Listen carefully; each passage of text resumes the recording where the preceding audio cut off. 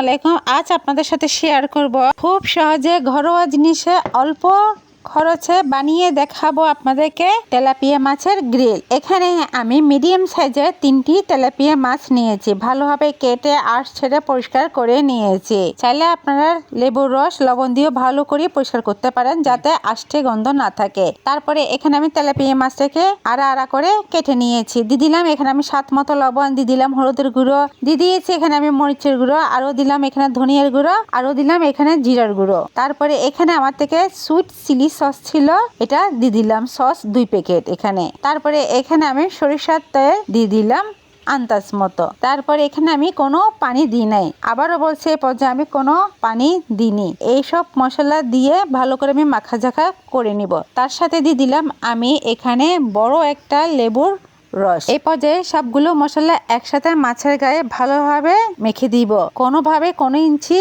যাতে ফাঁক না থাকে। পেটের ভিতরেও আঙ্গুলের সাহায্যে ঢুকিয়ে দিব পুরো মশলা। দেখতে পাচ্ছেন আমার ভালোভাবে মশলা লাগানো হয়ে গেছে। এটা আমি 4-5 ঘন্টার জন্য নর্মাল ফ্রিজে রেখে দিয়েছি। তারপর 4-5 ঘন্টা পর ফিরে এসে সয়াবিন তেল ফ্রাই প্যানে গরম করে নিলাম। তারপরে দুটো মাছ দিয়ে দিলাম। একসাথে দিলে অনেকটা সময় লাগবে, তাই আমি এখানে প্রথম অবস্থায় দুটো মাছ ভাজতে দিলাম। লো ফ্লেমে আস্তে আস্তে করে ভাজতে থাকলাম। 10-15 মিনিটের মধ্যে দুটো মাছ হয়ে গেছে আমার।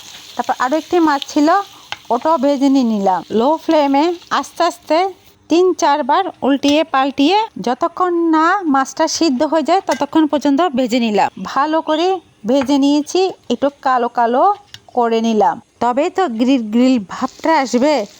অবশেষে হয়ে গেল আমার তেলাপিয়া মাছের মজাদার গ্রিল। খুব সহজে ঝটপটে অল্প খরচে বানিয়ে দেখিয়ে ফেললাম। আপনারা কিন্তু ট্রাই করে ফেলুন তাড়াতাড়ি।